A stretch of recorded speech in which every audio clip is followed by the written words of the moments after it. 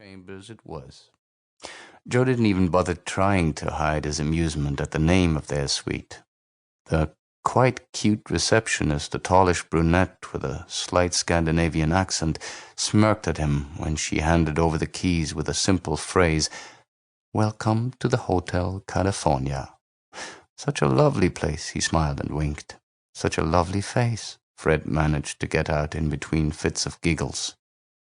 Freddie was still trying to contain his laughter when they reached the end of the corridor and Joe slipped the key into the lock. "This is the best place ever. Seriously, Joe, I told you this was a great idea." It made Joe's heart swell to see his man so happy. Fred had his ups and downs, as we all do, but his recent down was a bit worse than normal, and it was wonderful to hear his enthusiasm. A 2-day road trip and a hotel with hysterical gimmicks seemed to be good medicine for depression.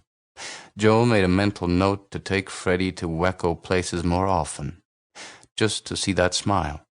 That smile widened again when they walked through the door. One look around the room and another cascade of giggles erupted from Fred. A mirror, fixed to the ceiling, just above the bed. Of course, they had a mirror up there. "We might as well order some pink champers, don't you think?" Joe said as he dumped his bag on the floor, kicked off his shoes, and threw himself on top of the ugly but somehow charming paisley print bedspread. "Nah," Fred was eyeing the room service menu. "Wait, let me guess. Ain't got it. Not since 1969. Laughter again. Joe reached out and pulled Fred down on the bed, wrapped his arms around him, and effectively silenced the laughter with a kiss. Catching a glimpse of the two of them in the mirror, Joe couldn't quite believe how hot Freddie looked while kissing him back ferociously. Maybe the Eagles-related props weren't all that bad, he thought to himself as he pulled Fred's shirt out of the waistband of his jeans. He wanted to see the muscles play under Fred's skin, wanted to see his own fingers caress that skin, wanted to see the movement of Fred's pelvis pushing into him.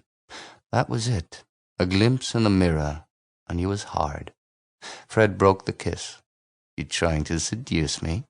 Joe smiled up at him, innocently. "Who, me?" Looking